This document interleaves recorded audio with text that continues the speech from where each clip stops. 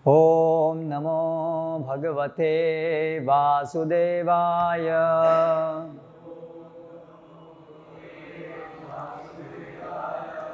ॐ नमो भगवते वासुदेवाय।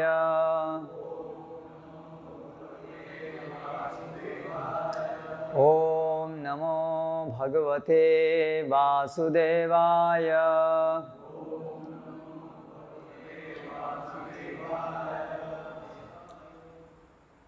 आज हम पढ़ रहे हैं श्रीमद् भगवद गीता यथारूप अध्याय 18 से, जिसका शीर्षक है उपसंहार संन्यास की सिद्धि।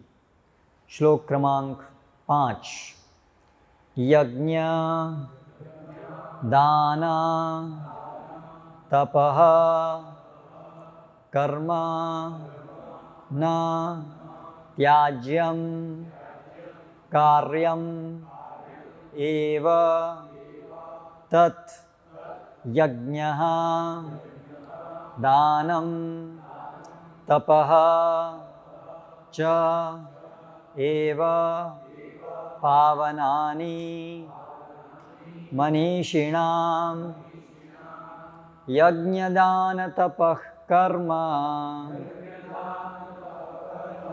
न त्याज्यं कार्यमेव तत् यज्ञो दानं तपश्चैव पावनानि मनीषिणाम्।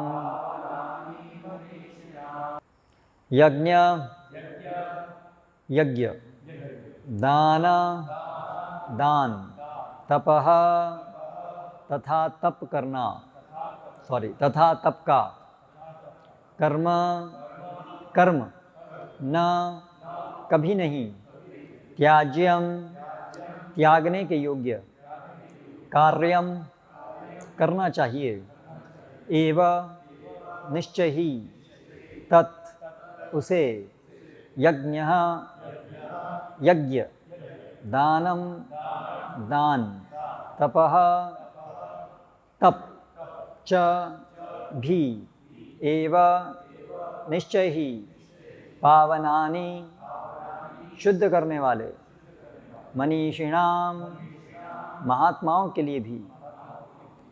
अनुवाद एवं तात्पर्य द्वारा कृष्ण कृपा मूर्ति श्री श्रीमद् अभय चरणारविंद भक्ति वेदांत स्वामी श्रील प्रभुपाद। यज्ञ दान तथा तपस्या के कर्मों का कभी परित्याग नहीं करना चाहिए, उन्हें अवश्य संपन्न करना चाहिए। निस्संदेह यज्ञ दान तथा तपस्या महात्माओं को भी शुद्ध बनाते हैं। तात्पर्य: योगी को चाहिए कि मानव समाज की उन्नति के लिए कर्म करे। मनुष्य को आध्यात्मिक जीवन तक ऊपर उठाने के लिए अनेक संस्कार या पवित्र कर्म हैं। उदाहरणार्थ, विवाह उत्सव एक यज्ञ माना जाता है। यह विवाह यज्ञ कहलाता है। क्या एक सन्यासी जिसने अपना पारिवारिक संबंध त्याग कर संन्यास ग्रहण कर लिया है, विवाह उत्सव को प्रोत्साहन दे? भगवान कहते हैं कि कोई भी यज्ञ जो मानव कल्याण के लिए हो, उसका कभी भी परित्याग न करें। विवाह यज्ञ मानव मन को संयमित करने के लिए है, जिससे आध्यात्मिक प्रगति के लिए वह शांत बन सके।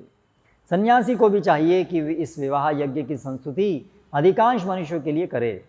सन्यासियों को चाहिए कि स्त्रियों का संग न करें, लेकिन इसका अर्थ यह नहीं कि जो व्यक्ति अभी जीवन की निम्न अवस्थाओं में हैं, अर्थात जो तरुण हैं, वह विवाह यज्ञ में पत्नी न स्वीकार करे।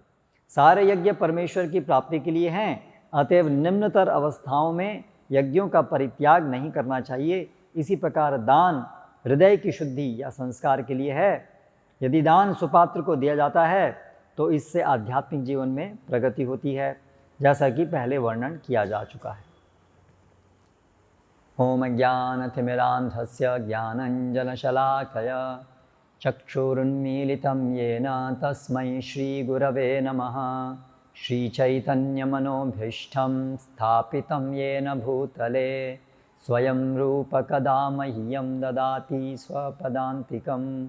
वन्देऽहं श्रीगुरो श्रीयुतपदकमलं श्रीगुरून् वैष्णवांश्च श्रीरूपं साग्रजातं सहगण रघुनाथान्वितां तं सजीवं साद्वैतं सावधूतं परिजनसहितं कृष्णचैतन्यदेवं श्रीराधाकृष्णपादान् सहगणललिता श्रीविशाखान्वितांश्च जय श्रीकृष्णचैतन्य प्रभु नित्यानन्द श्री अद्वैत गदाधर श्रीवासादि गौरभक्तवृन्द हरे कृष्णा कृष्ण कृष्ण हरे हरे हरे राम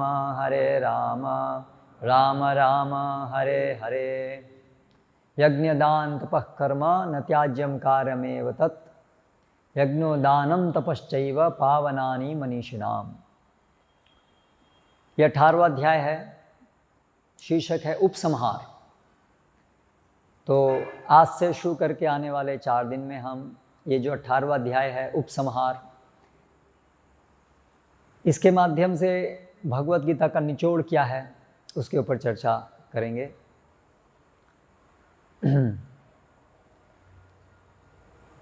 आज के इस श्लोक में भगवान कहते हैं कि यज्ञ दान तप ये इस प्रकार के जो सब कर्म हैं उनको कभी त्यागना नहीं चाहिए, क्योंकि वो मनीषिणियों को भी शुद्ध करते हैं। तो भगवत गीता के आरंभ में अर्जुन का प्रस्ताव था संन्यास छोड़ के चला जाऊं, युद्ध नहीं करूं। ये जो युद्ध है जो उसका एक नियत कर्म था क्षत्रिय होने के नाते, अर्जुन का भगवत गीता सुनने से पहले प्रस्ताव था कि मैं वो नहीं करूंगा, और उसके प्रत्युत्तर में पूरी भगवत गीता सुनाई गई।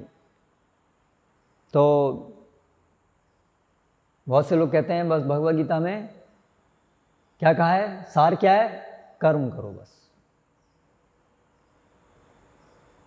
तो इतना सरल है, तो ये 700 श्लोक बोलने की क्या ज़रूरत है, तो बड़ा फिर सरल विषय है, कर्म करो। गधा भी काम कर रहा है, कुत्ता भी कर रहा है, सब कर ही रहे हैं, तो इसमें इतनी बड़ी भगवत गीता की क्या ज़रूरत है अगर बस कर्म करो।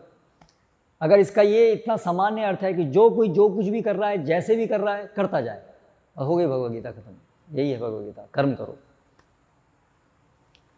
तो ऐसा तो नहीं है। भगवत गीता में क्या कर्म किसे कहते हैं, पहले तो ये समझना पड़ेगा।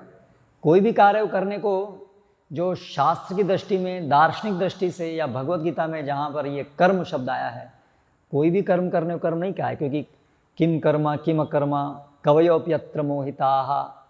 भगवान बताते हैं कर्म क्या है, कर्म क्या है, कर्मणोपि बोधव्यम बोधव्यम च विकर्मणः अकर्मणश्च बोधव्यम। अलग अलग प्रकार की चीज़ें हैं, विकर्म भी है, कर्म भी है ना। तो ऐसा नहीं है कि बस जो भी कुछ करते जाओ वही ठीक है, नहीं, विचार है कि कर्म क्या है, विकर्म क्या है, क्या करना है, क्या नहीं करना है। और फिर दूसरा ये विचार है किस चेतना में करना है। माम अनुस्मर युद्ध च, जैसा कि भगवान कहते हैं मेरा स्मरण करते युद्ध करो। ऐसा नहीं कि कुछ भी चेतना में किसी के लिए भी करो, बल्कि भगवान बोलते हैं अयुक्तः कर्म फलम सक्ता। जो अयुक्त है वो कर्म से आसक्त हो जाता है। भगवान बोलते हैं कृपणाः फल हेतवः। जो फल की इच्छा से कार्य करता है वो कृपणा है। तो किस चेतना में कर्म होना है ये भी बहुत महत्वपूर्ण है, ये भगवद गीता में सिखाया है। और क्या कर्म करना है, क्या नहीं करना है, ये भी सिखाया है। तो इस तरीके से हमारे जीवन में अगर हम भगवद गीता को समझ करके अपनाना चाहते हैं तो हमें ये अवलोकन करना होगा कि हम क्या कर रहे हैं, क्या वो शास्त्र के अनुसार है, भगवद गीता के अनुसार है कि नहीं है, और किस चेतना में हम कर रहे हैं, और किस चेतना में भगवान चाहते हैं कि हम करें। तो ये सब विषय भगवद गीता का केंद्रीय विषय है। वास्तव में भगवद गीता का केंद्रीय विषय है मनमना भव मद भक्तो मद्याजी माम नमस्कुरु, जिसको भगवान बताते हैं ये गुह्यतमम ज्ञान है, भूय एव महाबाहो। दोबारा से सुनो, ये सबसे गुह्य ज्ञान। तो वास्तव में भगवद गीता का सार है किस प्रकार अपने चित्त को और समस्त इंद्रियों को पूरी तरह से भगवान की सेवा में तल्लीन करना। लेकिन इस उच्चतम लक्ष्य तक हमें ले जाने के लिए अलग अलग स्तरों की चर्चा भगवद गीता में हुई है। तो अर्जुन का जो प्रस्ताव था वो था कि मैं युद्ध नहीं करूंगा। तो सबसे पहले तो भगवान श्री कृष्ण अर्जुन को पहले 6 अध्यायों में बताए कि अर्जुन तुम्हारा ये प्रस्ताव गलत है, और यही चीज भगवान यहाँ पर अभी उपसंहार में बता रहे। इस श्लोक से पहले भगवान श्री कृष्ण कहे कि अलग अलग लोग अलग अलग बात बोलते हैं। कुछ बोलते हैं काम्य नाम कर्मणाम न्यासम, जो इच्छा के लिए कर्म किए हैं उनको छोड़ देना चाहिए, बाकी करते रहना चाहिए। कुछ कहते हैं नहीं, सभी कर्म करने चाहिए, केवल कर्म फल त्याग, केवल कर्म के फलों का त्याग करना चाहिए। ऐसे सब अलग अलग मत हैं, लेकिन मेरा मत है यज्ञ दान तप कर्म न त्याज्यम। यज्ञ दान तप ये जो कार्य हैं ये नहीं छोड़ने चाहिए। तो नियत कर्म नहीं छोड़ने चाहिए। तो ये सब बहुत सारी दार्शनिक यहाँ पर ये सब शब्द हैं। नियत कर्म किसे कहते हैं, नैमित्तिक कर्म किसे कहते हैं, काम्य कर्म किसे कहते हैं। आजकल के परिप्रेक्ष्य में जब ये सब हम बातें करते हैं तो हमें ये शब्दों का अर्थ ही नहीं पता है। तो इसलिए अर्थ नहीं पता है क्योंकि आजकल के समाज में इसका कोई कॉन्टेक्स्ट ही नहीं रह गया, संदर्भ ही नहीं रह गया है। कौन विचार कर रहा है कि पुण्य और पाप ऐसा भी चीज़ें होती हैं। धीरे धीरे तो ये कॉन्टेक्स्ट ही खत्म होता है, संदर्भ ही खत्म हो जा रहा है। अच्छा क्या है, जिससे पैसा मिले, खराब क्या है, जिससे पैसे का नुकसान हो। अभी ये परिभाषा है पाप और पुण्य की, नवीन पाप नवीन पुण्य की परिभाषा ये है। जिससे खूब इंद्रिय भोग होए वो अच्छा काम है, और जिससे इंद्रिय भोग में रुकावट हो वो बुरा काम है। सिंप्लीफाइड डेफिनेशन, कलयुग का डेफिनेशन पाप पुण्य की। तो इसलिए ये सब जो भगवद गीता के विषय हैं इसको समझने में बड़ी दिक्कत होती है लोगों को, क्योंकि कॉन्टेक्स्ट संदर्भ भी बदल गया है। लेकिन संदर्भ भले ही बदल गया हो, लेकिन सत्य तो आज भी वही है। पाप पुण्य अगर हमें नहीं पता है पाप पुण्य, लेकिन पाप पुण्य जो है वो तो सत्य है, था, है और रहेगा, क्योंकि वो भगवान के द्वारा बनाए गया नियम है, इसलिए वो तो हमेशा सत्य हैं। अगर हम नहीं जानते कि पाप क्या है और पाप करते हैं अनजाने में भी, तो भी उसका परिणाम तो हमको लगेगा ही। जैसा कि भगवान कहते हैं, प्रभुपाद जी अक्सर बोलते थे कि अग्नि है तो अगर उसका धर्म जलाना है तो जलाएगी, अगर एक बच्चा भी छुएगा तो उसको भी जलाएगी, एक जानकार छुएगा तो उसको भी जलाएगी। तो अगर आज के लोग नहीं विश्वास करते हैं पाप पुण्य में, तो इसका अर्थ ये नहीं है कि पाप पुण्य का विचार या का सिद्धांत अभी नहीं रह गया, वो सिद्धांत तो नित्य है। तो इसलिए मनुष्य हित में है ये सब विषयों को अच्छे से समझना और उसके अनुसार अपने जीवन को गढ़ना। तो अर्जुन जो ये विचार रखे कि मैं सब ये छोड़ देता हूँ, ये एक बहुत सामान्यतया फैला हुआ गलत विचार है, भ्रांत धारणा है जो अर्जुन ने अपने माध्यम से व्यक्त की, जिससे कि भगवान श्री कृष्ण इसका उत्तर दे करके इसका निवारण कर सकें। हालांकि ये सोच आजकल के समय में तो लोग इससे भी, इस सोच से भी नीचे गिर गए हैं। जो अर्जुन की सोच थी उससे भी नीचे गिर गए हैं। ये सोच भी बहुत ऊंची सोच थी। संन्यास, अनासक्त हो जाना, अनासक्त होने से ही मुक्ति है, सांख्य योग इसको बोलते हैं। केवल अगर हम ये ज्ञान प्राप्त कर लें कि हम शरीर हैं, हम शरीर नहीं हैं, हम शरीर से अलग हैं, हम पुरुष हैं और ये प्रकृति अलग है, हम अलग हैं, बस इतना अगर हम जान ले तो हमारी मुक्ति हो जाएगी। प्रकृति अपने आप हमको छोड़ देगी। लेकिन आजकल तो लोग ये भ्रांत धारणा तक भी नहीं पहुंच पाते हैं। आजकल की तो केवल भ्रांत धारणा क्या है कि बस जीवन है पशुओं जैसा जीना है, खाओ पियो मौज करो। इसीलिए श्रील प्रभुपाद तात्पर्य में ये सब जो गहराइयाँ हैं, दार्शनिक गहराइयाँ, श्रील प्रभुपाद तात्पर्य में उसको बहुत ज़्यादा चर्चा नहीं करते हैं। श्रील प्रभुपाद उसको सार रूप में व्यक्त करते हैं और पूरी भगवद गीता का जो फाइनल एसेंस है, सार है कि भगवान की शरण में जाइए, चाहे आप भोगी हैं, चाहे आप मुमुक्षु हैं, जो भी कुछ हैं, पापी हैं, पुण्य हैं, जो भी करते हैं आप, अब आप अल्टीमेटली अब आप समझ लीजिए कि सच्चाई क्या है कि अहम सर्वस्य प्रभवः मत्तः सर्वम प्रवर्तते। भगवान श्री कृष्ण सबके आदि उद्गम हैं, हम सब उनके दास हैं। ममैवांशो जीवलोके जीवभूता सनातन, हम सब सनातन रूप से भगवान के दास हैं। ये तथ्य को प्रभुपाद जी ने तात्पर्य में सरल भाषा में समझाया, क्योंकि ये भगवद गीता का सार है।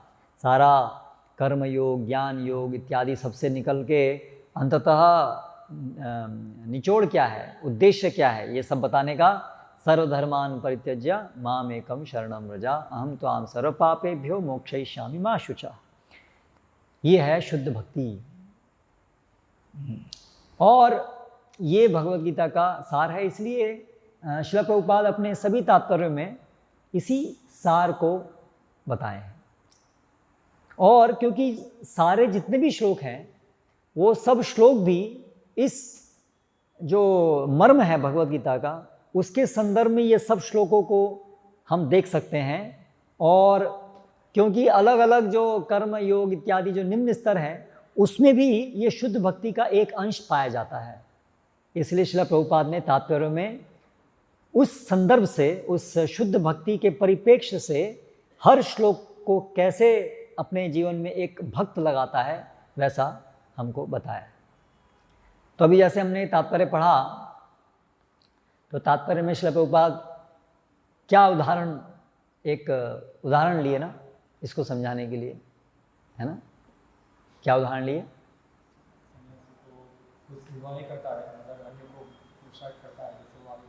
हाँ, तो अभी यहाँ पर प्रभुपाद उदाहरण ले रहे हैं समझाने के लिए कि भाई एक सन्यासी है, उसको विवाह करने के लिए प्रोत्साहन देना चाहिए कि नहीं देना चाहिए।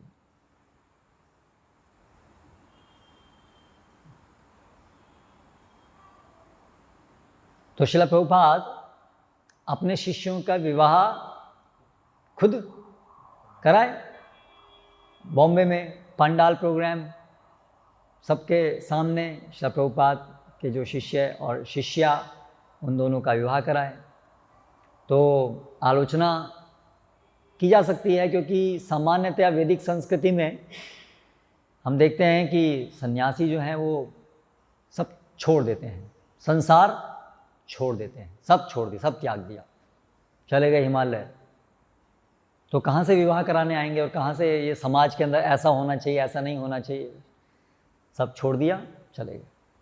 तो इसलिए जब श्रील प्रभुपाद विवाह करा रहे हैं और इस प्रकार से पूरे वर्ण आश्रम, किसका क्या कार्य होना चाहिए, सैनिक को क्या करना चाहिए, और ये सब सन्यासी का ये सब काम थोड़ी ना है ना। जैसे उधर वो चैतन्य महाप्रभु भी जब वाराणसी में जाकर के जब नृत्य कर रहे, तब भी सन्यासी को समझ में नहीं आया ये क्या सन्यास है भाई। सन्यासी तो ये सब नाचना गाना सब छोड़ देता है। अभी छोड़ो, अब तुम नाचना गाना शुरू किए हो, ये कैसे सन्यासी हो तुम। तो ये सब विषय जो हैं बड़े रहस्यात्मक लगते हैं। तो श्रील प्रभुपाद यहाँ पर कह रहे हैं, देखिए सन्यासी खुद विवाह नहीं कर रहा है, उसने वो अभी संन्यास ले लिया है, अभी उसका स्त्री के साथ कोई संपर्क नहीं है, कोई संबंध नहीं है। अभी उसने केवल एकमात्र ध्यान जो है वो परम सत्या को की सेवा करने में लगाया है। एक निष्ठ होकर के सीधा सीधा जो भगवान की सेवा होती हैं उसमें वो अपने चित्त को लगाया है। लेकिन इसका अर्थ ये नहीं है कि जो निम्न स्तर पे हैं वो भी विवाह ना करें। तो ये परिप्रेक्ष्य क्या है, जो सांख्य योग है उन लोगों के अनुसार किसी को विवाह करने की जरूरत नहीं है। करेक्ट।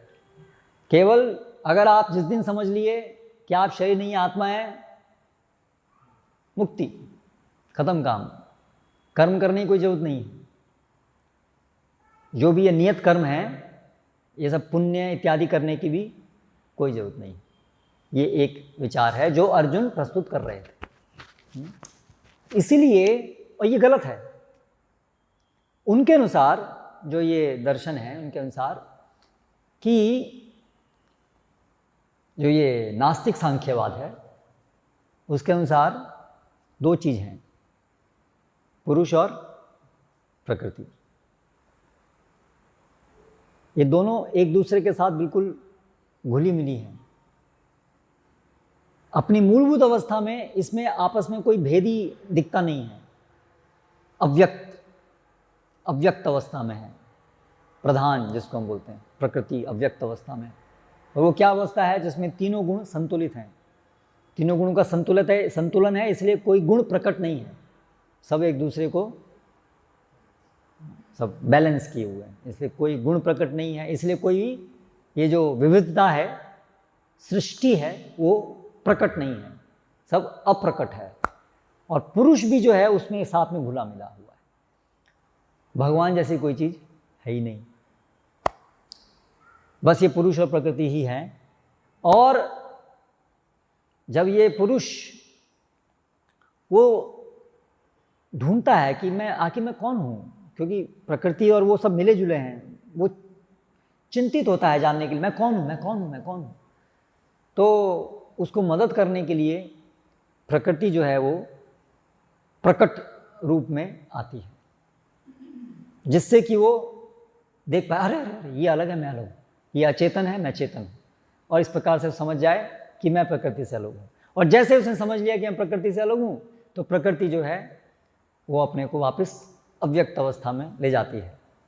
तो उदाहरण दिया है, जैसे कि कोई मान लीजिए स्टेज में कोई डांस, एक नर्तकी एक नृत्य कर रही है, तो वो नृत्य करती है जब तक जो ऑडियंस है वो लोग संतुष्ट नहीं होते हैं, तब तक वो नृत्य करती है। जब वो सब संतुष्ट हो गए तो नृत्य बंद कर देती है। तो उसी प्रकार से जो प्रकृति है ये तभी तक ही अपने को प्रकट करती है जब तक पुरुष यानी हम हैं, हम अपने को अपनी वास्तविकता को नहीं पहचान पाते हैं। जैसे हमने अपनी वास्तविकता को पहचान लिया तो फिर प्रकृति कार्य खत्म हो गया, नर्तकी के काम खत्म हो गया। इसे नर्तकी जो है अभी नृत्य करना बंद कर देती है। तो इसीलिए जिस दिन व्यक्ति ने समझ लिया कि अहम ब्रह्मास्मि, मैं आत्मा हूँ, मैं शरीर नहीं हूँ, बस उस दिन अपने आप उसकी मुक्ति हो जाएगी। प्रकृति उसको छोड़ती है, क्योंकि मुक्ति वास्तव में होती नहीं है। मुक्ति और बंधन तो प्रकृति ही है, प्रकृति का ही होता है मुक्ति और बंधन, पुरुष का तो होता ही नहीं है कोई मुक्ति ना बंधन। तो इसीलिए जब अर्जुन बाबा बोल रहे हैं शुरू में बुद्धि योग ज्ञान, जब भगवान ने बताया दूसरे अध्याय में शरीर नहीं हो तुम आत्मा हो, हाँ हाँ मैं यही तो मैं कह रहा हूँ, शरीर नहीं हूँ आत्मा हूँ, इसे तो मैं कह रहा हूँ मैं कर्म क्यों करूँ, समझ गया मैं शरीर नहीं हूँ मैं आत्मा हूँ, अभी कर्म क्यों करना है। करेक्ट। तो फिर भगवान क्यों उनको बोलते हैं कि नहीं आपको कर्म करना है। अर्जुन तो जान गए थे हम शरीर नहीं आत्मा है, तो फिर इसमें क्या गलती है इस विचार में कि शरीर नहीं आत्मा है जान लिया, फिर कर्म करने की जरूरत है ही नहीं। कोई बताएंगे इसमें क्या? पहले दूसरों को मौका देंगे, इसमें क्या त्रुटि है। पूरी भगवदगीता का बेसिस है। अर्जुन कितना अच्छा तर्क दे रहा है, मुझे इसमें क्यों आप उलझा रहे हैं युद्ध करने में, इससे कर्म बंधन लगेगा, इतनी सारी मुसीबत आएगी। दूरेण अवरम कर्मा, भगवान ही बताए एक अवरम कर्मा, बुरे कर्म से दूर है। अर्जुन बोल रहा है हाँ हाँ ये बुरा कर्म है ना, मारना अपने संबंधियों को मारना कितना बुरा कर्म है, वही तो मैं कह रहा हूँ, मैं इससे दूर होना चाहता हूँ, है ना। इसलिए अर्जुन बाबा पूछते हैं कि भगवान अभी दोनों प्रकार की बातें क्यों कर रहे हैं आप। बाबा बता रहे हैं कि हम शरीर नहीं आत्मा है और यही ज्ञान है और ज्ञान में से मुक्ति प्राप्त होती है, यही तो मैं चाहता हूँ। तो फिर ये सब समझा करके फिर से आप बोलते हैं तो फिर युद्ध करो। तो फिर युद्ध क्यों करना है जब हम समझ गए कि हम शरीर नहीं आत्मा है। ये अर्जुन का तर्क है। जब हम समझ गए कि हम शरीर नहीं है हम आत्मा हैं, तो फिर हमें कर्म क्यों करना है, क्योंकि जैसे हम समझ गए तब से हम मुक्त हो गए, हमें कर्म करने की जरूरत नहीं है।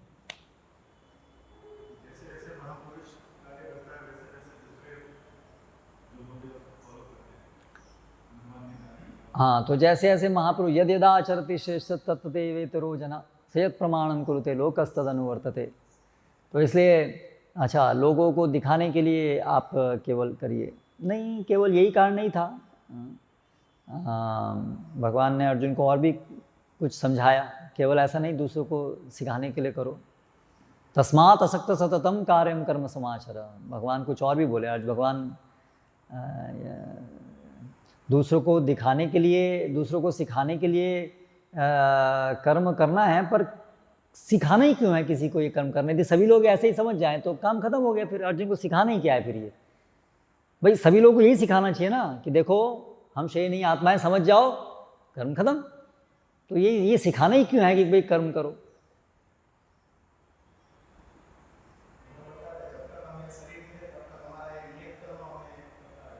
क्यों?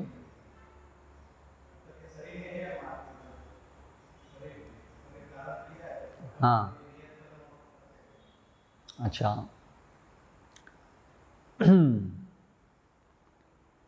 तो फिर संन्यास जैसी कोई चीज़ होती है कि नहीं होती है? कभी ऐसा भी है कि नियत कर्म कोई स्थिति में आकर के भी कोई व्यक्ति कभी नियत कर्म से ऊपर उठता भी है इस शरीर में, या शरीर के बाद में मोक्ष होता है? शरीर के अंदर तो किसी का कुछ होता ही, तो जीवन मुक्त अवस्था भी तो है एक, इस शरीर में रहते रहते भी व्यक्ति मुक्त हो जाता है, तो वैसी अवस्था है ही नहीं क्या?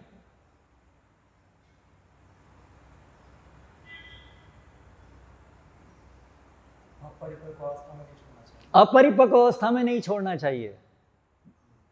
अर्जुन की स्थिति अभी क्या है? स्वजनम ही कथम हत्वा सुखिनः श्याम माधवा, अपने ही स्वजनों को मार के हम कैसे सुखी होंगे? तो अर्जुन क्या बात कर रहे हैं? मेरे पराये की बात कर रहे हैं। तो अभी आसक्तियां हैं, तो केवल थ्योरेटिकली, केवल सैद्धांतिक रूप से केवल ये जान लेने से कि हम शरीर नहीं आत्मा हैं, उससे हमारा जो कर्म फल है वो खत्म नहीं होता है। ये गलत विचार है। और जब तक कर्म फल खत्म नहीं होगा तब तक नैष्कर्म्यम नहीं प्राप्त होगा, कर्म फल से मुक्ति प्राप्त नहीं होगी। भगवान क्या कहते हैं 30 अध्याय में कि केवल संन्यास लेने से, क्या श्लोक है? नहीं नहीं नहीं नहीं,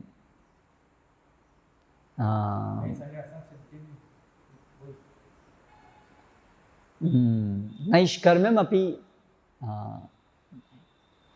क्या है? नहीं नहीं,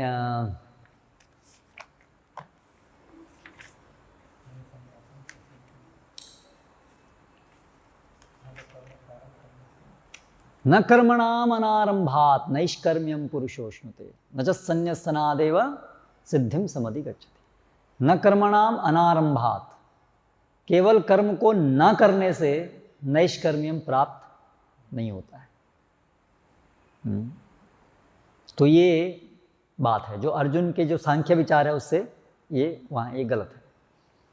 तो हृदय को, चेतना को शुद्ध करना होगा। सारे जितने भी छोटे छोटे संस्कार हैं वो सबसे शुद्ध करना होगा। केवल दार्शनिक दृष्टि से सोच लेने से काम नहीं होगा, क्योंकि अर्जुन के हृदय में अभी भी आसक्तियाँ तो थी, दिख रही हैं, मैं और पराया का विचार है। तो केवल सैद्धांतिक रूप से ये मान लेने से नहीं होगा। और जो ये कर्म हैं, अगर वो निष्काम, अगर वो सही चेतना में किया जाए तो वो पावनानी मनीषिणाम, वो वास्तव में शुद्ध करने वाला है। इसलिए जब तक हमारे पूरी तरह से हम आत्मा, यस्तु आत्मरतिरेव स्यात्, जब तक पूरी तरह से आत्मा में ही कोई रमण ना करने, जिससे जब तक पूरी तरह से उसके हृदय के अंदर समस्त इच्छाएं खत्म ना हो जाएं भौतिक जगत को भोगने की, जब तक पूरी तरह से वो आत्मा में ही रमण ना करने लगे, तब तक उसे कर्मों का त्याग नहीं करना चाहिए। क्योंकि कर्मों का त्याग करने से जो अंदर सब बीज रह गए हैं उनकी शुद्धि कैसे होगी? इसलिए भगवान बताते हैं कि जो कर्मों को रोकता है वो मिथ्याचार स उच्यते, अंदर विषयों का चिंतन करता है तो वो मिथ्याचार कहते हैं। तो इसलिए सार ये है कि नियत कर्म करना बहुत जरूरी है। जब तक हम पूरी तरह से जीवन मुक्त, बहुत उच्च अवस्था में ना पहुंच जाएं, जब तक हम पूरी तरह से ज्ञान की स्थिति में ना पहुंच जाएं, जिसके लक्षण क्या होंगे? स्थित प्रज्ञस्य का भाषा समाधिस्थस्य केशव, वो जो स्थित प्रज्ञ के लक्षण हैं, जब तक वो प्रस्तुत नहीं होंगे तब तक हमें कर्म करने की आवश्यकता है ना। लेकिन कैसे कर्म करने की, किस चेतना में कर्म करने की आवश्यकता है? अनासक्त होकर के, बिना फलों में आसक्त हुए। भगवान कहते हैं बुद्धि युक्ता जहाति उभे सुकृत दुष्कृते, सुकृत और दुष्कृत दोनों को छोड़ना है ना, अनासक्त होकर के कार्य करना है। तो ये चीज़ भगवान यहाँ आज के इस श्लोक में बता रहे हैं कि ये चीज़ उसे करनी चाहिए। तो एक सन्यासी है, वो खुद स्त्री के संपर्क में नहीं है, लेकिन वो ये जानता है कि जैसे प्रभुपाद कह रहे हैं, तरुण कोई नवयुवक है तो उसकी तो भी आसक्तियाँ हैं, तो इसलिए उसके लिए उसको परामर्श दे कि मैं भी सन्यासी हूँ, तुम भी सन्यास ले लो। तो ऐसा कहना सही नहीं है, क्योंकि केवल न कर्मणा मनारमा, केवल सन्यास लेने से हृदय की शुद्धि नहीं होगी। अगर अशुद्धि रह गई और सन्यास ले लिया तो वो जो विवाह यज्ञ के माध्यम से शुद्धि होनी थी वो भी नहीं होगी, और फिर अनैतिक संबंध स्थापित होगा। और हम ये संसार में देखते हैं एग्जैक्टली ऐसे होता हुआ। बहुत सारे ऐसे तथाकथित सन्यासी हैं जो बाह्य रूप से सन्यास वेश रखते हैं, लेकिन हृदय के अंदर क्योंकि अभी उनकी काम वासनाएं शमित नहीं हुई हैं, तो इसलिए, और बाहर से उन्होंने चोला पहन लिया है सन्यासी का, लेकिन हृदय उनका भी अनासक्त नहीं हुआ है, तो फिर वो अनैतिक संबंध में गिर जाते हैं। करेक्ट। तो ये चेतावनी है। ये क्यों होता है? क्योंकि वो भगवद गीता का पालन नहीं करते हैं, भगवद गीता को नहीं समझते हैं, इसीलिए ऐसा होता है। तो इसीलिए एक सन्यासी को चाहिए कि वो समाज में जो व्यक्ति जिस स्थिति में है उसके अनुसार उसको मार्गदर्शन दे। यही शास्त्रों में ऐसा ही हुआ है। शास्त्र में सबके लिए एक संदेश नहीं है, शास्त्रों में अलग अलग स्तर के लोगों के लिए अलग अलग संदेश है। इस बात को लेकर के भी लोग बहुत कंफ्यूज रहते हैं। अरे भगवद गीता में कभी कर्म करने को कहा है, कहीं सन्यास है। कोई अगर ब्रह्मचारी बनता तो अरे तू ब्रह्मचारी, अपने कर्म से भाग रहे हो। तो क्या सभी को नौकरी करना, सभी को गृहस्थ आश्रम में जाना, क्या शास्त्र में ऐसा बताया गया है? तो अभी शास्त्र का पता ही नहीं है और अपने मन से हम लोग बोलते हैं। तो हर एक व्यक्ति की अलग अलग चेतना की स्थिति है।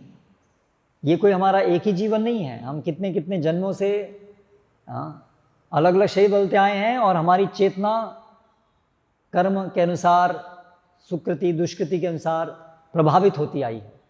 उसके अनुसार हर एक, कोई भी एक समय पर जो सब लोग होते हैं उनकी चेतना अलग अलग होती है। अभी जैसे स्कूल होता है तो सब में एक ही कक्षा नहीं होती है, सबको बैठा करके एक साथ नहीं पढ़ाया जाता है। सबके अलग अलग स्तर होते हैं, उसके अनुसार उनको शिक्षा देनी पड़ती है। तो इसी प्रकार से सबका अपना अलग अलग अधिकार है, और उसके अनुसार शास्त्रों में सबको अलग अलग स्तर पे कार्य करने के लिए कहा गया। तो जो सबसे पहला जो स्तर है वो है जिसमें हमारी अभी भौतिक जगत में आसक्तियां हैं, लेकिन अभी हम समझ रहे हैं कि हमें इन आसक्तियों से मुक्त होना है। ये एक स्तर है। इस चेतना में कुछ लोग हैं। तो भगवद गीता का जो संदेश है वो यहाँ से शुरू होता है इन लोगों के लिए। या जो इससे निम्न स्तर पे हैं कि जो इस भौतिक जगत को सोचते हैं कि ये भौतिक जगत में बहुत सुख है, हमें सुख भोगना चाहिए, हमें प्रयास करना चाहिए, उन लोगों के लिए भी भगवद गीता उनको इंगित करती है, नहीं आपका विचार गलत है, ऐसा नहीं होगा। इस भौतिक जगत दुखालयम अशाश्वतम है, इस भौतिक जगत में सुख है ही नहीं, आप भ्रांति में जी रहे हैं। लेकिन वास्तव में भगवद गीता का संदेश समझ में किसको आएगा? जो भगवद गीता बार बार सुन करके, साधु संग में आकर के, कम से कम अभी इसको ये समझ में आ गया है कि भौतिक जगत में सुख का प्रयास करना व्यर्थ है। भौतिक जगत में सुख जैसी कोई चीज़ नहीं है। हाँ, सब लोग सुख के लिए प्रयास कर रहे हैं, लेकिन सुखी कोई नहीं हो सकता है। हाँ, क्योंकि हम शरीर नहीं हैं, हम आत्मा हैं, और ये संसार में मिलने वाले सारे सुख क्षणिक हैं। इसलिए कभी भी हम जो नित्य हैं, हमें वो सारे क्षणिक सुख कभी भी सुखी नहीं कर सकते हैं, कभी संतुष्ट नहीं कर सकते हैं। हम आधारभूत रूप से गलती कर रहे हैं इस जगत को भोगने का प्रयास करके। जिस व्यक्ति की समझ में ये आ जाता है वो भगवद गीता को समझना आरंभ कर सकता है। लेकिन साथ साथ में एक और योग्यता भी चाहिए। वो क्या योग्यता चाहिए?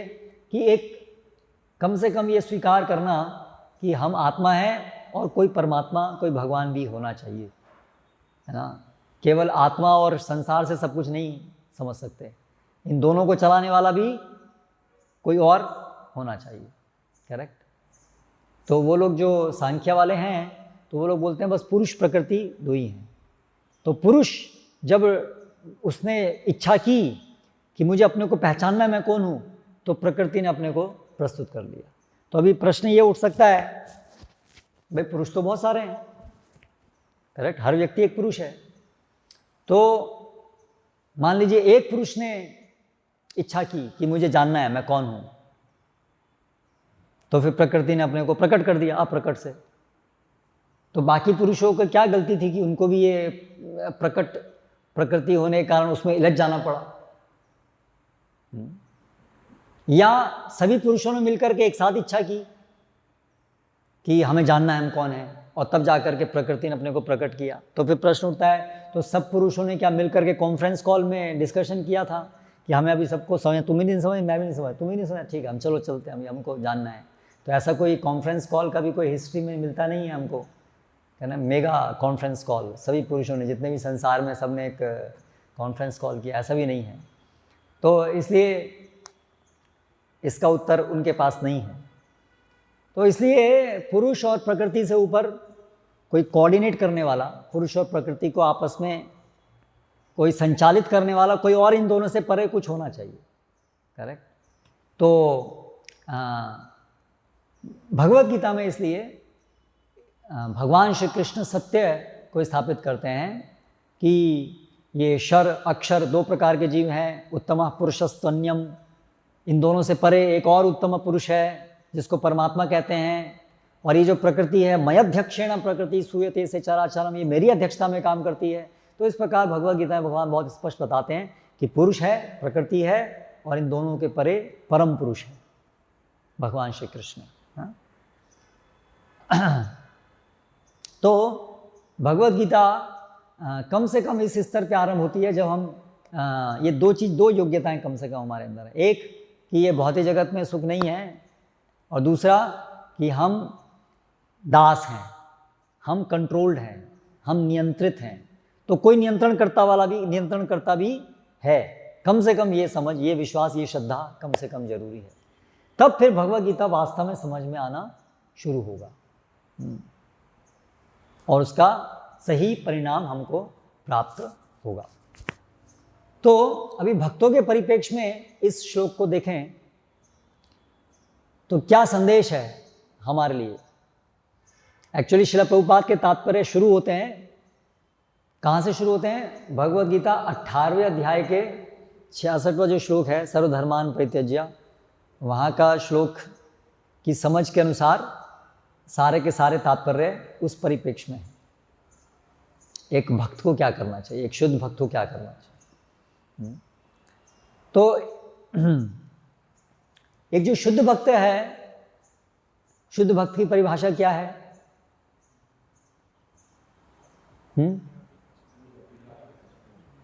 अन्याभिलाषिता शून्यम, ज्ञान कर्मादि अनावृतम, आनुकूल्येन कृष्णानुशीलम, भक्तिर उत्तम। तो ये शब्द जो है शुद्ध भक्ति, भक्ति कई बार अलग अलग परिप्रेक्ष्य में उपयोग में आती है, इसलिए हमें बहुत ज़्यादा इस शब्दों को पकड़ के नहीं रखना चाहिए। हमें उसके जो सब्सटेंस है उसको अच्छे से समझने का प्रयास करें। जैसे कि भगवद गीता में चैतन्य चैतामृत में श्रील प्रभुपाद एक तात्पर्य में बताते हैं कि भगवद गीता में 3 प्रकार की भक्तियों का वर्णन है। आदि लीला 4th अध्याय श्लोक क्रमांक 21 और 22 का तात्पर्य है, जिसमें श्री प्रभुपाद कहते हैं भगवत गीता में भक्ति योग के अतिरिक्त चैतन्य चैतामृत में 3 प्रकार की भक्तियों का वर्णन हुआ है। साधारण भक्ति यानी भक्ति, शुद्ध भक्ति तथा विद्ध भक्ति, मिश्रित भक्ति। जब भक्ति किसी भौतिक प्रयोजन से अर्थात सकाम कर्म ज्ञान या योग के उद्देश्य से की जाती है तो यह मिश्रित या विद्ध भक्ति कहलाती है। भगवत गीता में भक्ति योग के अतिरिक्त कर्म योग, ज्ञान योग तथा ध्यान योग का भी वर्णन हुआ है। भक्ति में परिणत होने वाले सकाम कर्म दार्शनिक तर्क वितर्क तथा योगाभ्यास क्रमशः कर्मयोग, ज्ञान योग तथा ध्यान योग कहलाते हैं, किंतु ऐसी भक्ति 3 प्रकार के भौतिक कर्मों से मिश्रित रहती है। जो लोग शरीर की पहचान आत्मा के रूप में करते हैं उनके लिए पुण्य कर्म या कर्मयोग की संस्तुति की जाती है। जो लोग मन की पहचान आत्मा रूप में करते हैं उनके लिए दार्शनिक चिंतन या ज्ञान योग की संस्तुति की जाती है, किंतु आध्यात्मिक स्तर पर स्थित होने वाले भक्तों को मिश्रित या विद्ध भक्ति की भौतिक धारणाओं की आवश्यकता नहीं होती।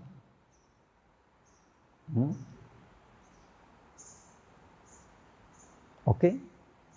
ऐसी मिश्रित भक्ति का सीधा उद्देश्य पूर्ण पुरुषोत्तम भगवान के प्रति प्रेम नहीं है।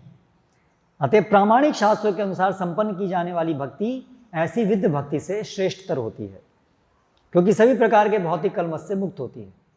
यह पूर्ण पुरुषोत्तम भगवान को प्रसन्न करने मात्र के उद्देश्य से कृष्ण भावनामृत में संपन्न की जाती है। तो विद्ध भक्ति बताई और अभी भक्ति बताई। अभी शुद्ध भक्ति, जो लोग भगवान से स्वयं स्फूर्त प्रेम करते हैं और भौतिक लाभ नहीं चाहते, वे आकृष्ट भक्त कहलाते हैं। वे भगवान की सेवा में स्वतः आकृष्ट होते हैं और स्वरूप सिद्ध महात्माओं के चरण चिन्हों पर चलते हैं। शुद्ध भगवत प्रेम से प्रकट हुई उनकी श्रद्धा, उनकी शुद्ध भक्ति प्राधिकृत शास्त्रों के विधि विधानों को पार कर जाती है। तो इसे कहते हैं शुद्ध भक्ति। यहाँ प्रभुपाद कहते हैं। और जो रूप गोस्वामी कह रहे हैं, अन्याभिलाषता शून्यम ज्ञान कर्मादि अनावृतमानुकुल्यन कृष्णानुशीलनम भक्ति उत्तमा, तो वो भी शुद्ध भक्ति वहाँ है, उत्तम भक्ति जिसको कहा गया है, और यहाँ पर शुद्ध भक्ति है। तो ये दोनों एक ही हैं, अलग अलग हैं? हाँ, एक ही है। तो भक्ति क्या है फिर जो यहाँ बताइए? ज्ञान और कर्म का लक्ष्य है? नहीं, लक्ष्य तो भक्ति है, पर ज्ञान और कर्म भक्ति है तो विद्ध भक्ति हो गई। नहीं, लक्ष्य शुद्ध भक्ति प्राप्त करना है, पर भक्ति किसे कहेंगे? एक विद्ध भक्ति हुई, एक शुद्ध भक्ति हुई, भक्ति किसे कहेंगे? नहीं, पर यहाँ बताया 3 प्रकार की चीज, एक विद्ध भक्ति, एक भक्ति और एक शुद्ध भक्ति।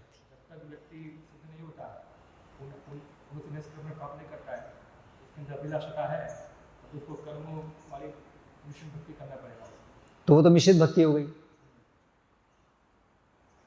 और शुद्ध भक्ति हो गई। तो फिर भक्ति क्या हुई? 3 चीज है ना, एक विद्ध भक्ति, एक भक्ति जिसको बोलते हैं साधारण भक्ति, और एक शुद्ध भक्ति। कर्म का आश्रय लेता है जिससे वो भक्ति के अंदर पालन करता है। तो फिर वो कर्म योग नहीं हुआ, विद्ध भक्ति। कर्म योग का लक्ष्य क्या होता है? तो उसमें भंग नहीं होता है, उसका लक्ष्य तो शुद्ध भक्ति प्राप्त करना है। लेकिन लोग बात कह रहे हैं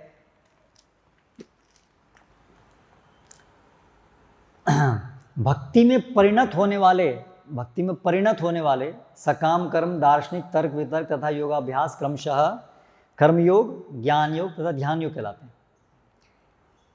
किंतु ऐसी भक्ति, कौन सी भक्ति? कर्मयोग, ज्ञान योग। तो ये भी भक्ति का, क्योंकि तीनों जो प्रोसेस है अपने आप में हाँ इंडिपेंडेंट नहीं है। हाँ, तो इसलिए ये विद्ध भक्ति है ना। तो विद्ध भक्ति तो यही है।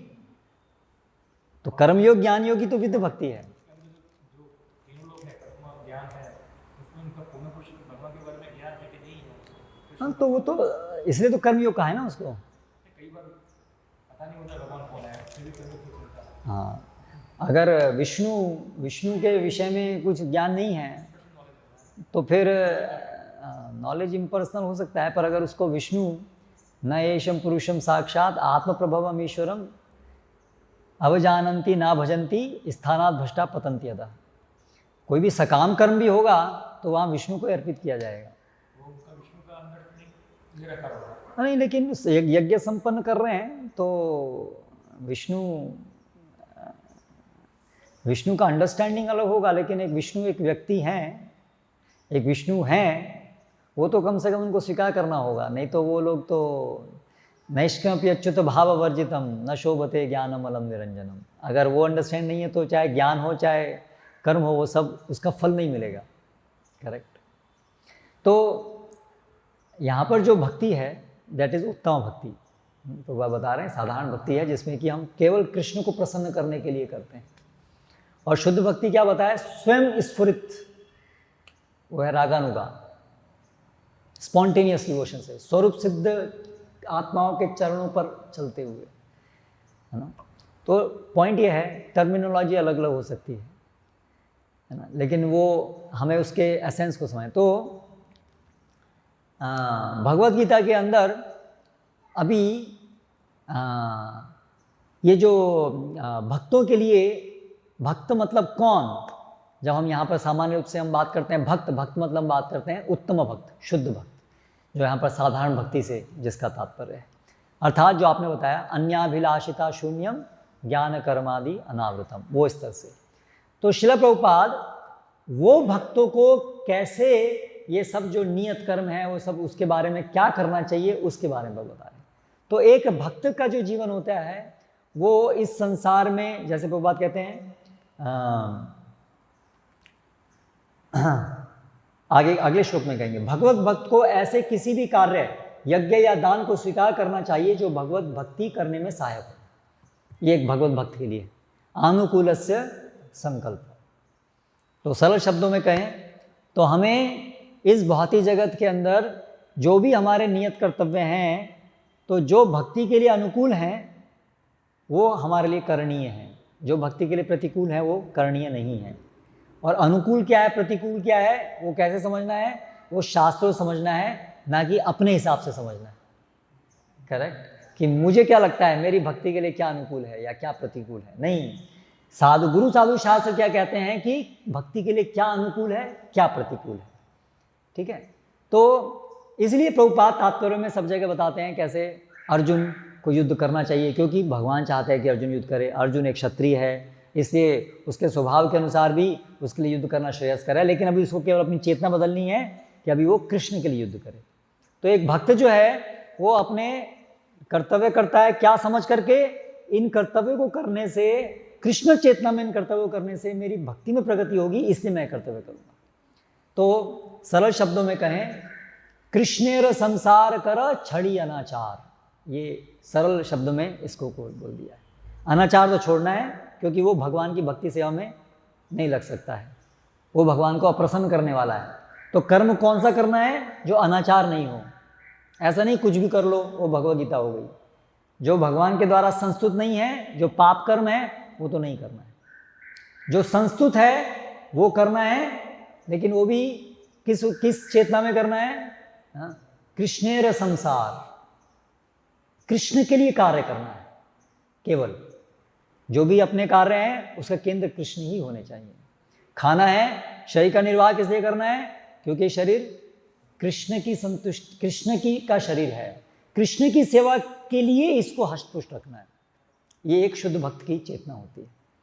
अगर वो गृहस्थ है तो उसे किस चेतना में अपने पत्नी बच्चों का पालन पोषण करना है, कि ये कृष्ण के द्वारा भेजे गए हैं, भक्त हैं, इनका भक्ति में प्रशिक्षण हो, और भक्ति में प्रशिक्षण के लिए इनके शरीर की देखभाल, इनकी सामाजिक आर्थिक आवश्यकताओं का ही पालन करना, पोषण करना पड़ेगा। इसलिए ये मेरा कर्तव्य है, जिससे अंततः ये भगवान की भक्ति में आगे बढ़ सकें। इस चेतना में वो अपने परिवार का पालन पोषण करता है। एक भक्त को बिजनेस करना है, किस चेतना में करना चाहिए, ये बिजनेस कृष्ण के लिए होना चाहिए। इसके, क्योंकि बिजनेस के मालिक कौन है, कृष्ण है। इसलिए जो भी पैसा है, जो भी मुझे इससे मिला है, भगवान का है, भगवान को अर्पित करना चाहिए। और अर्पित करके भगवान के इस शरीर के लिए, जो शरीर के लिए जरूरी है, उतना लेना चाहिए। ये है ट्रांसेंडेंटल कॉन्शियसनेस, दिव्य चेतना, जिसमें सब कार्य करना चाहिए।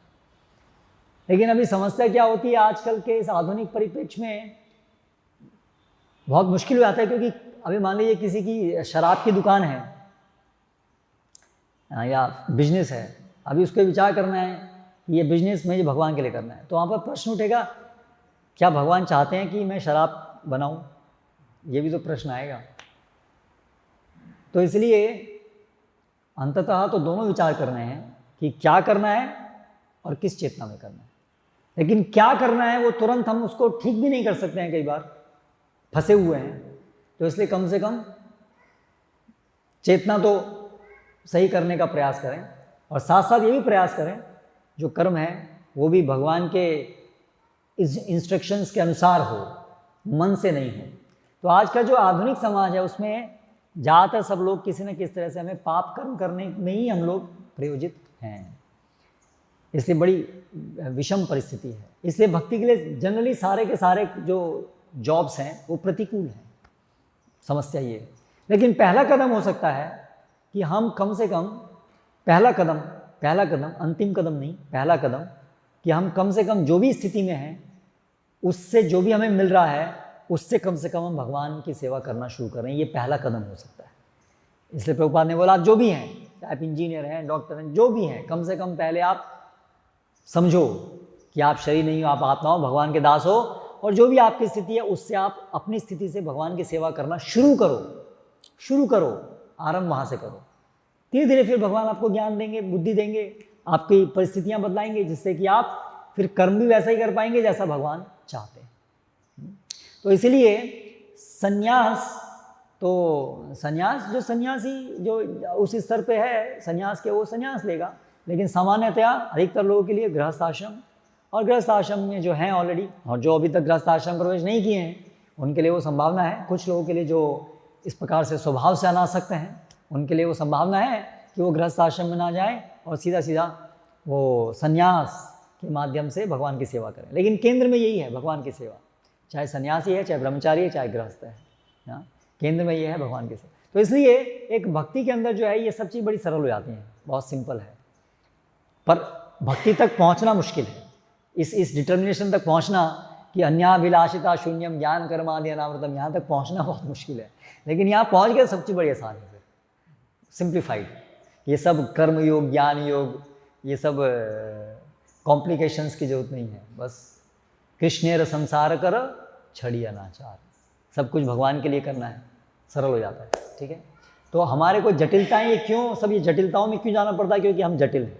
अन्यथा मैसेज तो दो श्लोक ही हैं बस भगवद गीता में, जो सार है, सर्वधर्मान परित्यज्य मन मना भव मद्भक्ता सर्व।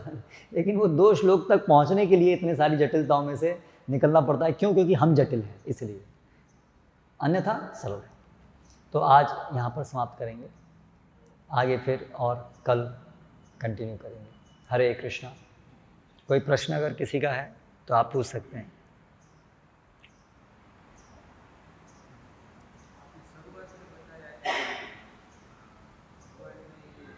We don't have mic system, another mic। ठीक है, मैं रिपीट करता हूँ फिर। दान तप वाला जो कर्म है, वो लास्ट में उपसंहार में ये श्लोक भगवान ने क्यों कहा कि पहले ही अर्जुन नहीं करना चाहता? नहीं, उपसंहार का मतलब क्या होता है? सार, जो भी भगवान ने बताया उसको एक बार फाइनली कंक्लूड कर रहे हैं। पूरी भगवद गीता को 18वें अध्याय में सार रूप में बताया। तो जो दूसरे अध्याय से शुरू किया, वहाँ से बताते बताते बताते बताते 9वें अध्याय तक, उसके आगे सब कुछ जो बताया वो सब का सब बताया। तो यज्ञ दान तप कर्म ये रिपीटिशन है, ऑलरेडी वो सब बता चुके हैं। 3रे अध्याय में, 5वें अध्याय में बता चुके हैं, उसी को दोबारा बता रहे हैं। अर्जुन तो नहीं करना चाहता था कर्म, यही तो भगवद गीता के शुरू से भगवान ने यही तो बताना शुरू किया। तुम तो नहीं करना चाहते हो, लेकिन तुम्हें करना होगा, करना चाहिए। लेकिन कैसे? अनासक्त होकर करना चाहिए। तो भगवान बता रहा है आगे, एतान्यपि तु कर्माणि संगम त्यक्त्वा फलानि च कर्तव्यानिति मे पार्था निश्चितम मतम उत्तमम। तो ये मेरा मत है कि उन कर्तव्यों को तुम्हें करना है, लेकिन संगम त्यक्त्वा फलानि च, संग त्याग करके, फलों का त्याग करके करना है। ठीक है? और ये सब नियत कर्तव्य करके और सभी भगवान की शिक्षा पालन करके अगर कोई व्यक्ति जो शुद्ध होता है, सभी वर्णाश्रम करने सभी नीति नियम पालन करके, और जिसका हृदय शुद्ध हो जाता है, तो बाद में उनके लिए कर्तव्य क्या रहेगा? कोई नियत कर्म करके अगर उसका हृदय शुद्ध हो जाता है तो उसका कर्तव्य क्या रहता है? शुद्ध हो जाता है, इस भौतिक जगत से अनासक्त हो जाता है। इस भौतिक जगत से अनासक्त हो गया, लेकिन भगवान की शरण में गया कि नहीं गया? नहीं गया, अभी केवल अनासक्त हुआ है। ओके, और उसका लक्ष्य भी नहीं है भगवान प्रेम प्राप्त करना, उसका लक्ष्य नहीं है, तो उस अनासक्त हो गया। ज्ञान विधि पालन करके अनासक्त हो गया, तो उसका कर्तव्य क्या रहता है? तो यस्तु आत्मरतिरेव स्यात् आत्मतृप्तश्च मानव आत्मन्येव च संतुष्ट तस्य कार्यं न विद्यते। उसके लिए कोई कर्तव्य शास्त्रों के अंदर वर्णित, कर्म कांड के अंदर वर्णित कोई कर्तव्य उसके लिए शेष नहीं रह जाता है, क्योंकि वो जीवन मुक्त अवस्था में पहुंच गया है। और जब वो शरीर त्याग करेगा तो वो कहाँ जाएगा? ब्रह्म में लीन हो सकता है या परमात्मा लोक तक जा सकता है, जहाँ पर वो सुख ऐश्वर्य रूप में मुक्ति प्राप्त कर सकता है। तो ये उसकी गति हो जाएगी।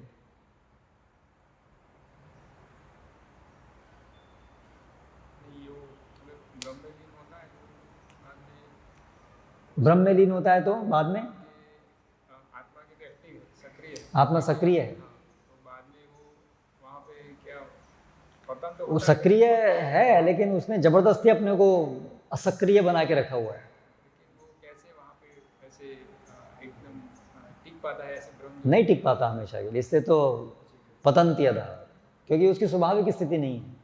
लेकिन बहुत समय रह सकता है, क्योंकि बहुत ये जन्म मृत्यु के चक्र से निकला है ना, बहुत 84 लाख योनियाँ कितनी कदर निकलने के बाद उसे बहुत चिरकाल तक अच्छा लगता है। कोई जन्म मृत्यु नहीं है, कोई शरीर नहीं है, ऐसा बहुत लंबे समय तक उसको अच्छा लग सकता है।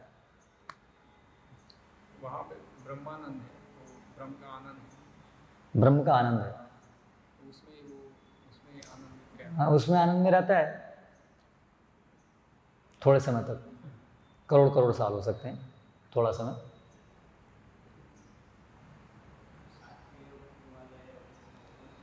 कौन वाले?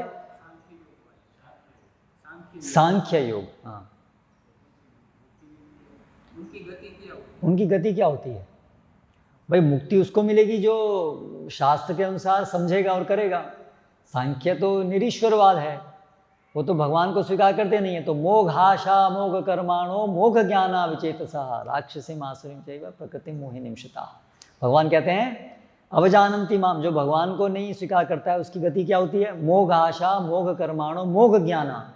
सांख्यों का जो ज्ञान है वो मोघ ज्ञान, वो केवल अज्ञान ही रह जाता है। उनको लगता है कि हमें ज्ञान प्राप्त हो गया, लेकिन उसका कोई यूज नहीं है, तो कर्म चक्र में फंसे रहते हैं, उन्हें कोई मुक्ति प्राप्त नहीं होती।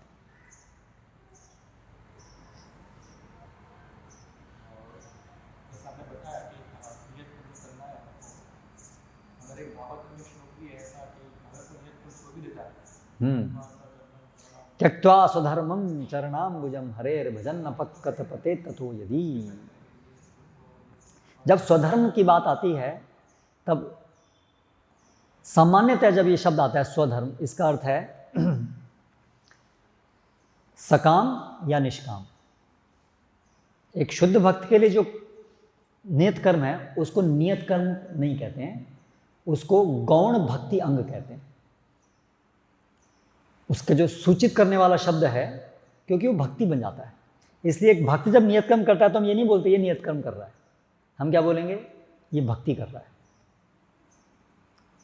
तो जब शास्त्रों में जहाँ जहाँ पर ये शब्द आता है स्वकर्म कर रहा है ना, तो वो उस स्तर की बात हो रही है जहाँ पर वो अभी तक भक्त नहीं बना है। इसलिए त्यक्त्वा स्वधर्मम चरणाम्बुजम हरेर, अपने उसने ये कर्म कांड छोड़ दिया, निष्काम कर्म करना भी छोड़ दिया, जो भी लेवल पर वो था, और अगर वो भगवान की शरण में आ गया, त्यक्त्वा स्वधर्मम,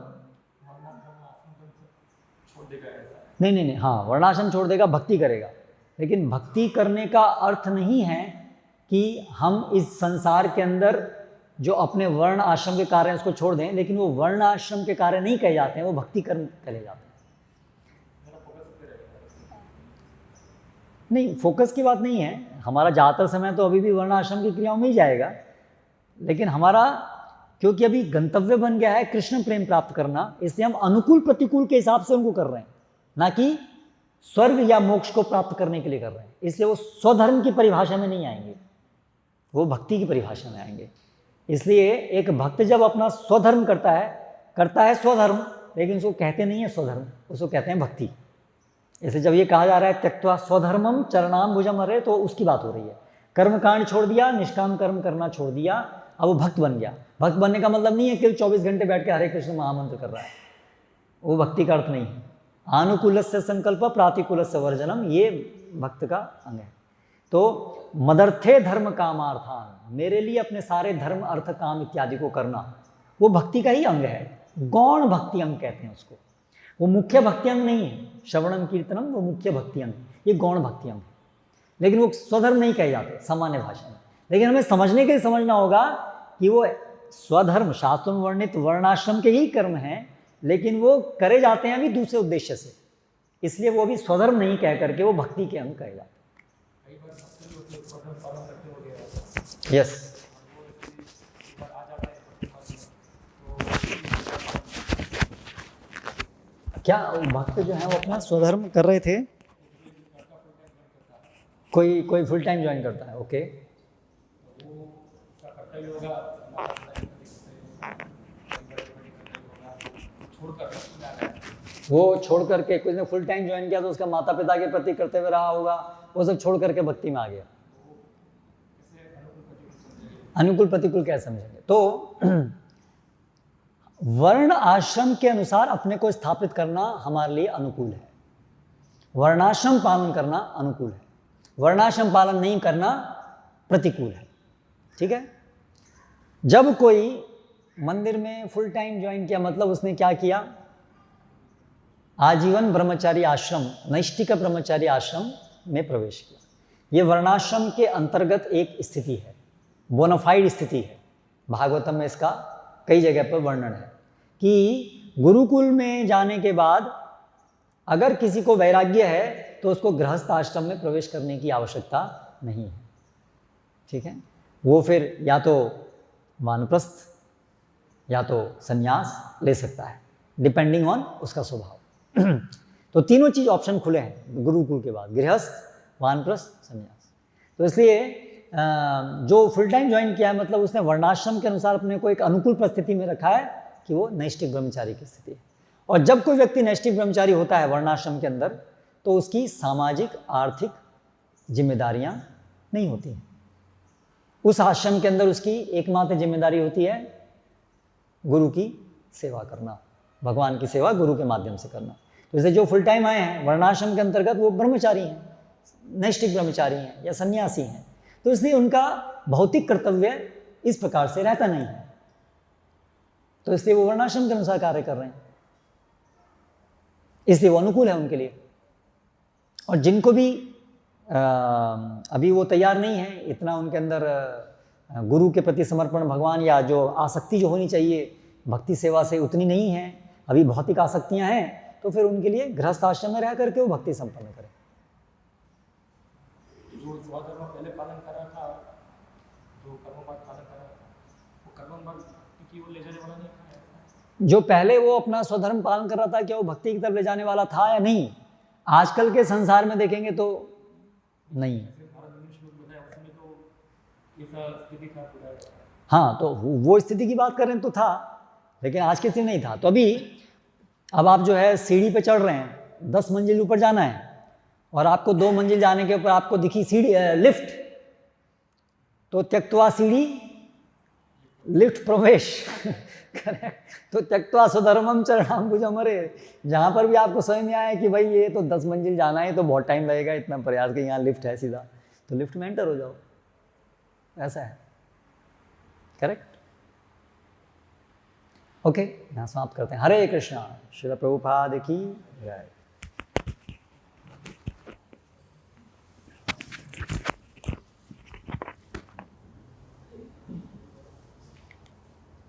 हरे कृष्णा। कल सुबह भगवत गीता का भाव प्रकाश होगा।